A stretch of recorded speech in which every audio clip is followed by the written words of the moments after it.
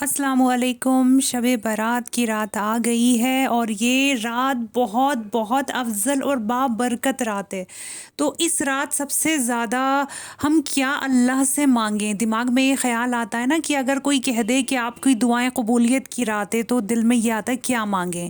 اور اللہ سے کیا عطائیں اپنے لیے منوائیں۔ تو سب سے پہلے تو بہت ضروری چیز یہ ہے کہ یہ رات کیا رات ہے، تاکہ آپ کو اس کا پتہ چل جائے گا تو آپ کو مانگنے کی تو وہ سمجھ آ جائے گی کہ ہمیں اللہ سے مانگنا کیا چاہیے اور کیسے مانگنا ہے۔ تو یہ وہ رات ہے جب آپ کا آنے والا سال جیسا گزرے گا، آپ کی زندگی میں دکھ، پریشانیاں، تکلیفیں یا عزت، ذلت یا جو بھی حالات آپ کی زندگی میں آئیں گے وہ آج کی رات آپ کے لکھے جائیں گے، یعنی ایک سال کے لیے آپ کی تقدیر لکھی جائے گی۔ اور یہ تقدیر ڈیپینڈ کرتی ہے آپ کی پرانی زندگی کے اوپر، کیونکہ جتنے ہم نے گناہ کیے ہیں، غلطی کی ہیں، آپ یہ سوچئے،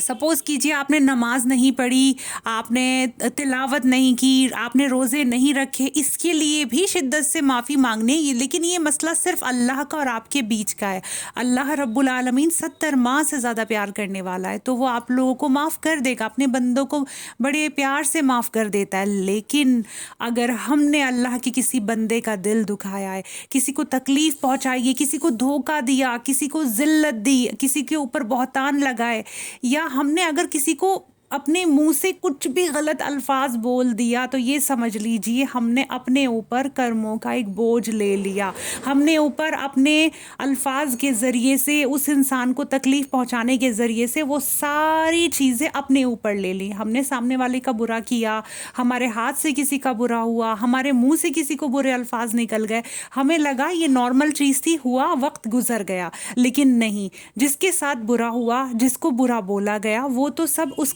وقت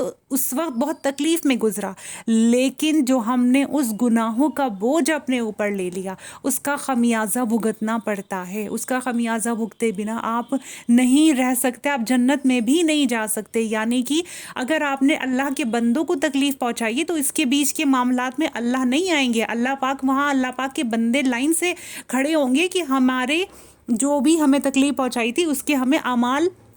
آپ دیں۔ اور کچھ غلطیوں کی سزا دنیا میں بھی ملتی ہے، یعنی آپ یہ سوچ لیں کہ چلو دنیا اچھی گزر جائے گی، آخرت کا معاملہ آخرت پہ دیکھا جائے گا۔ جب اللہ شیطان پٹی ڈال دیتا ہے نا تو دماغ الٹا چلتا ہے کہ ٹھیک ہے دیکھا جائے گا، لیکن نہیں، جو آپ کا یہ جو سال ہے نا، ہر سال آپ کی تقدیر بدلتی ہے، تقدیر لکھی جاتی ہے۔ تو آج کی رات اللہ سے اپنے ہر